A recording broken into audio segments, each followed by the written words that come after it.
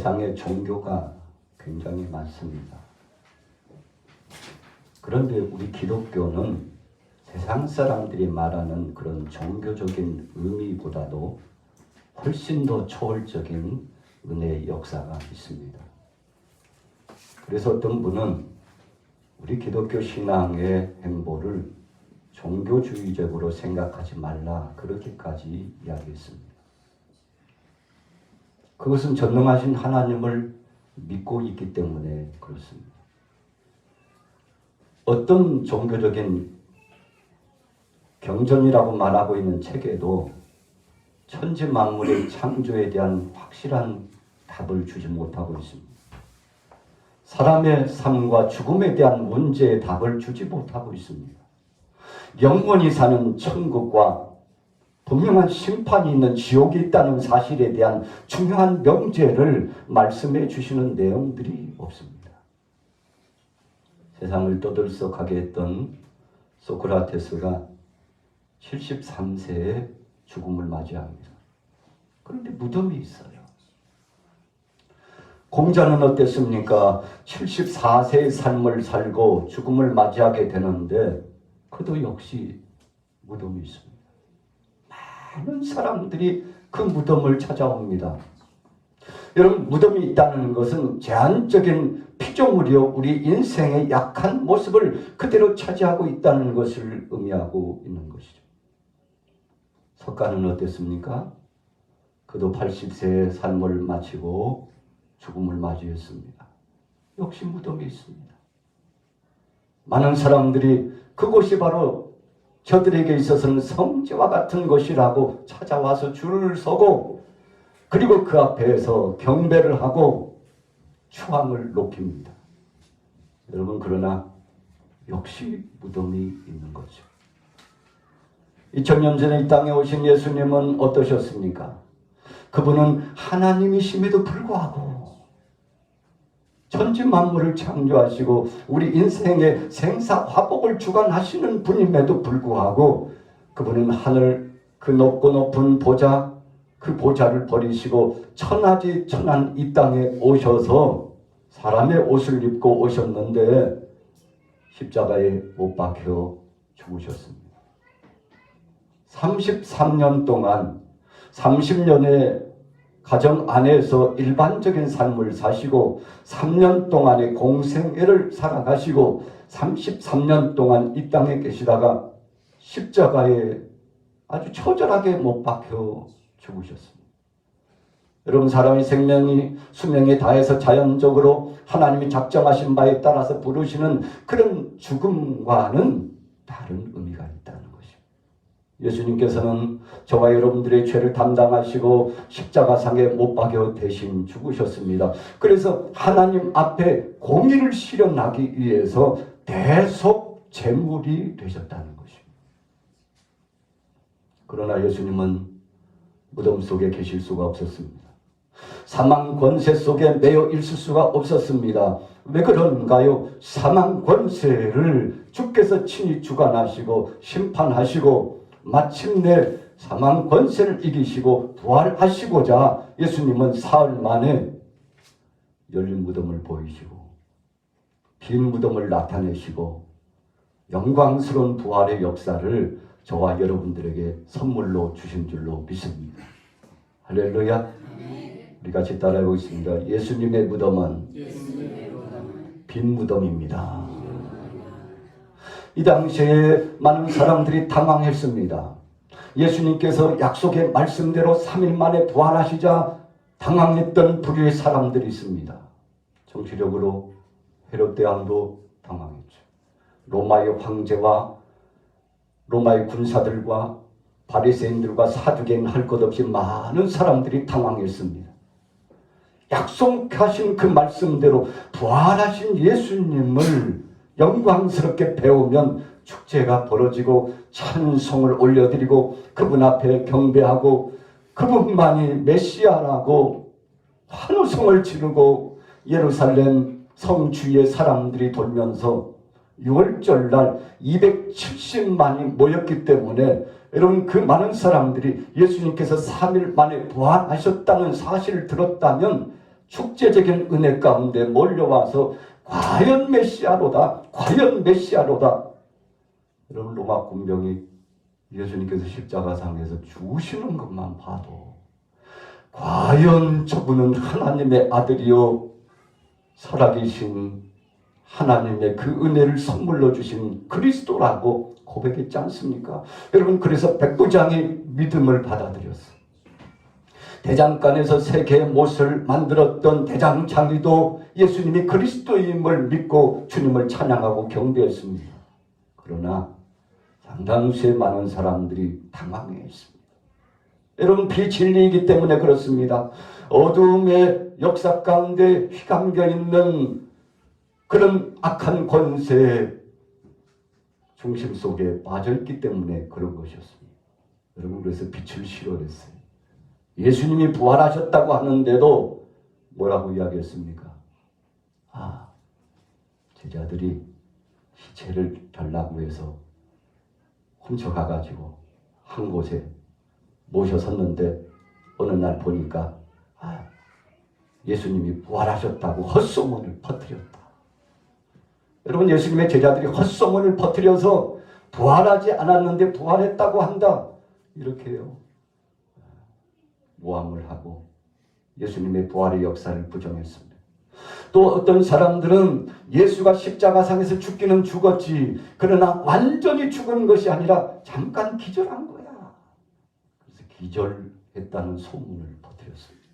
첫째는 예수님의 제자들이 거짓말을 통해서 부활을 세상에 떨치기 위해서 거짓 증거를 하고 있다고 했고, 두 번째는 예수님이 완전히 죽은 것이 아니라 기절했다가 깨어난 것이다. 여러분, 이렇게 기절설을 주장하고 예수님의 부활의 역사를 부정하려고 했습니다. 여러분, 그러나 예수님은 완전히 죽으셨습니다. 옆구리에 창이 찔리셨습니다. 물과 피가 6시간 동안 흘러내렸습니다. 얼굴이 창백해졌습니다. 여러분, 군사들이 죽은 것을 확인하지 않고는 시체를 내어주지 않습니다. 죽은 것을 확인했어요. 여러분, 오늘날로 말하면 확인 사살한 겁니다. 죽었는데 총을 또 쏘는 거예요. 죽었는데 칼로 목을 치는 겁니다. 왜요? 확인 사살하는 겁니다. 예수님을 완전히 죽게 하기 위하여 옆구리에 창으로 찔러서 물과 피가 흐르게 하고요. 여러분, 온몸이 고통스럽게 주님은 처절하게 죽으셨는데 완전한 죽음을 나타내셨죠. 참 끔찍한 거죠. 그래서 이 죽음을 확인했던 제자들이 다 낙향했습니다. 예수님이 십자가상에서 그 밤을 떨치고 십자가상에서 적어도 내려올 줄 알았는데 처절하게 죽는 것 보고 실망했습니다.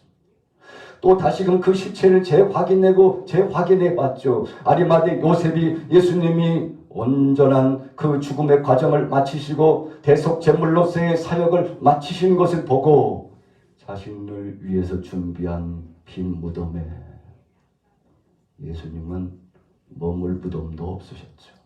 자기의 앞으로의 일을 위해서 미리 준비한 빈 무덤에 예수님을 안치해드렸죠. 여러분, 그리고 사흘 만에 예수님은 분명히 부활하신 겁니다.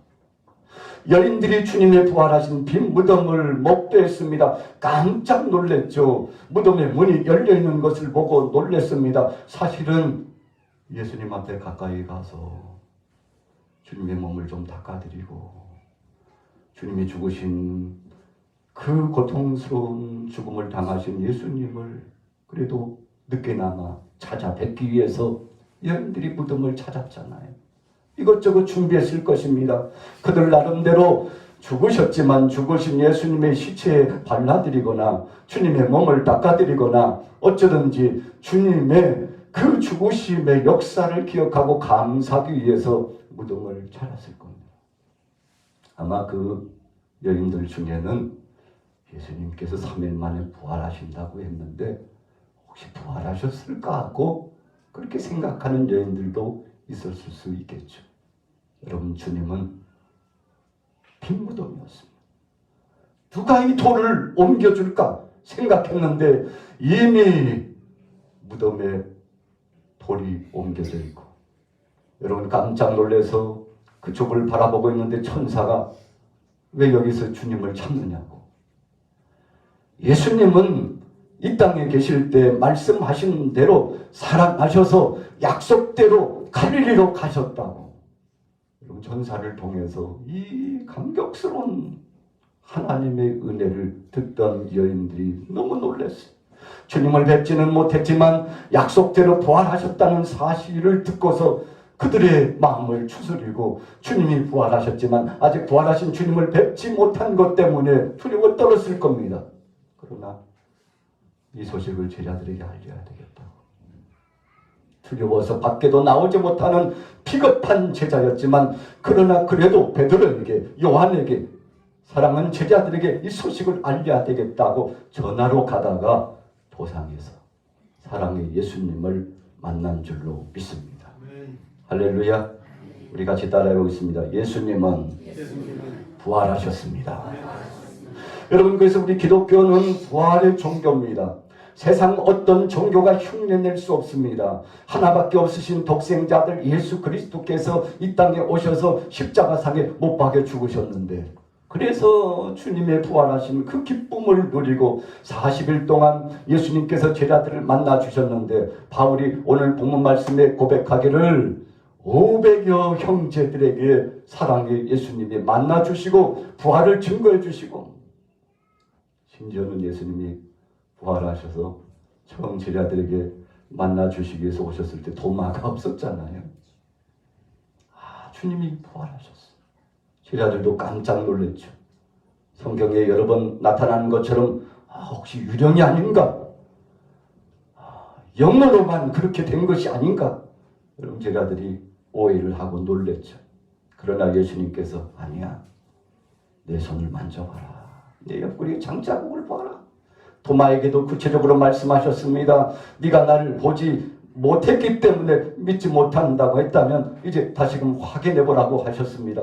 그래서 옆구리에 장자국에 손도 넣어보고 손가락도 넣어보고 못자국도 만져보고 예수님께서 구체적으로 저들에게 허락해 주셨습니다.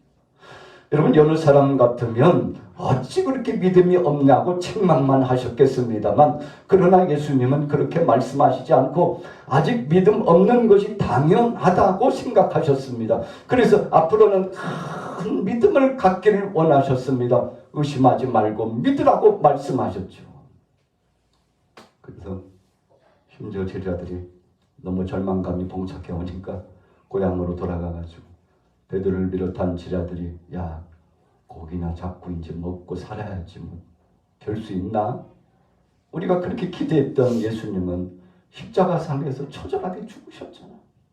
여러분 그렇게 생각했던 제자들, 그 은혜의 사실을 믿지 못하는 제자들, 그런데 예수님께서 직접 찾아와 주셔가지고 그들에게 소망을 주시고 위로를 주시고 손수 음식을 차리셔가지고 생선도 구우셔가지고 여러분 왜 생선을 구우셔서 식탁 자리에 제자들과 함께 했을까요? 부활의 증거를 확실하게 재인식시켜 주시기 위해서 그랬습니다. 영으로만 오셨다면 음식 먹는 모습을 볼 수가 없죠. 그러나 완전한 육체, 우리의 죄악으로 말미암아 죽으셨던 그 주님이 영육간의 변화체가 되어서 부활의 첫 열매가 되셔가지고 생선도 잡수시고 씹어 드시는데 제자들이 깜짝 놀랐죠. 이야, 부활이라고 하는 것이 저런 것이구나. 그냥 환상 중에 나타나는 거 그런 거 아닌가? 여러분 오해하는 제자들도 있었을 겁니다.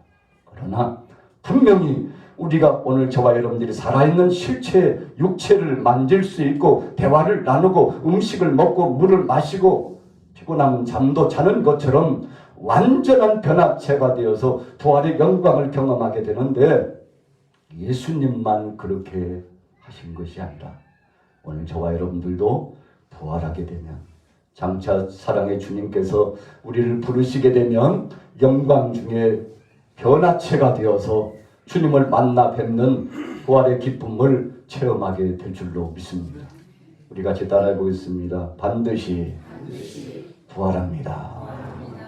그래서 예수님은 살아계실 동안에 제자들에게 말씀해 주셨습니다. 어떤 사람은 잠을 자다가, 어떤 사람은 맷돌을 갈다가, 어떤 사람은 밭에서 일을 하다가 주님의 음성을 들으면 다 같이 일순간 순식간에 변화체가 되어서 끌어올림을 받을 것이라고 했는데, 여러분 살아있는 동안에 주님이 오시면 우리가 죽은 자 가운데서 부활하는 것과는 조금 다른 의미가 있습니다만, 여러분 살아서 주님을 맞이하고 그냥 우리가 인간적인 죄악의 몸으로 살아갔던 그런 모습이 아니라 변화체가 되어 새 사람이 되어 주님을 만나 뵙게 될 줄로 믿습니다.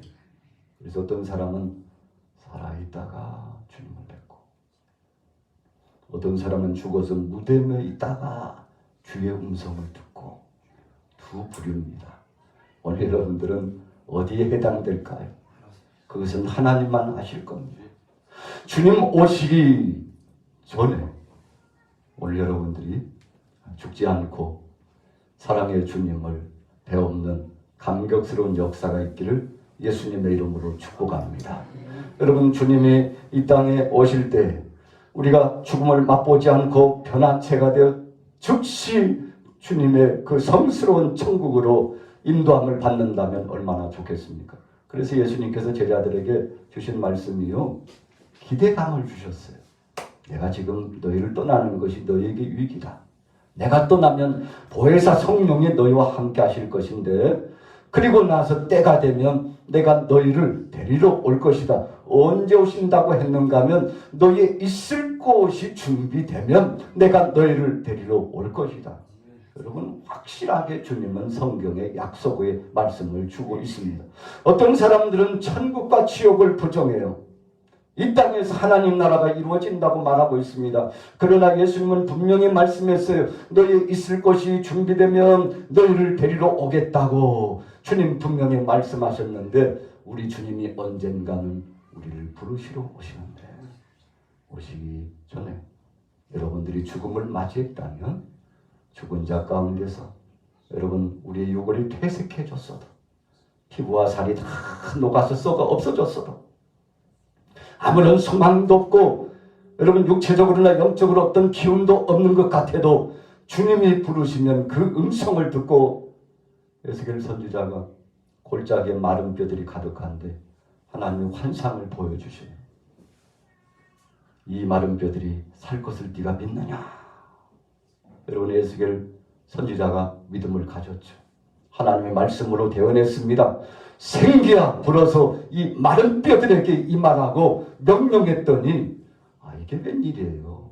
그 골짜기에 마른 뼈들이, 여러분 생기가 돌고요, 살이 붙고 힘줄이 생기고, 그리고는 조직적으로요 엄청나게 힘이 센 군대가 되는데, 여러분 하나님께서 택한 백성들을 살리시겠다고 하는 은혜의 말씀의 약속이 이미 에스겔 선지자에게 허락되어진 겁니다. 에스겔 선지자가 하나님의 은혜를 경험하고 성전 바로 동쪽 문지방에서 물이 흘러 내려오는데, 이 물이 흘러가지고 계속 흘러가는데 남방으로 향해서 흘러갔다고 그랬습니다. 나중에 보니까 바로 사해 바다로 들어가는 거예요. 여러분 사해 바다는 생물도 식물도 살 수 없죠. 그런데 하나님의 은혜의 물이 그곳에 흘러 들어가니까 거기 안에 있는 모든 것들이 소생하고 살 수 없는 그 물이 사라지는 물로 바뀐 것을 믿으시기 바랍니다. 여러분 에스겔 선지자가 이 은혜를 경험했어요. 그러면서 하나님 약속의 말씀을 주십니다. 이 유다 백성들이 바벨론의 포로로 잡혀가고 고통을 당하고 난국의 때를 만났지만 70년이 지나면 이 백성들을 다시금 돌이키고 해방의 감격을 체험하게 하리라. 그래서 에스겔 선지자는 환상 중에 또 하나님께서 영적으로 그에게 부활의 소망을 경험하게 하고, 죽은 자라 할지라도 하나님은 살리시고 도무지 새로운 삶을 살 것 같지 않은 사람도 변화를 경험하고 새 사람이 될 수 있는 은혜를 약속하셨는데, 오늘 2023년도 부활주의를 맞으신 여러분들 절망감 속에 있습니까? 기대감이 저버려졌습니까? 도무지 회복을 경험하지 못할 것 같습니까? 두려워하지 마시고 믿기만 하시기를 예수 이름으로 축복합니다. 우리 같이 따라해보겠습니다. 예수님 부활, 나의 부활, 예수님 부활, 우리의 부활. 할렐루야. 이 부활 소망으로 승리하시기를 예수님의 이름으로 축원합니다. 온 백성 찬송 드리고 조청사여 찬송하세.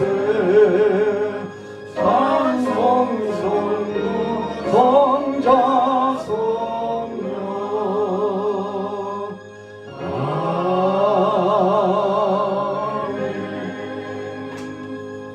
이제는 우리 주 예수 그리스도의 크신 은혜와 하나님 아버지의 만극하신 사랑하심과 성령 하나님의 감화감동 교통내주 역사하심이 예배자로서 부활의 소망을 고대하며 나온 모든 성도들 위해 이 나라의 민족 위에 이제부터 영원히 함께 계실지어다.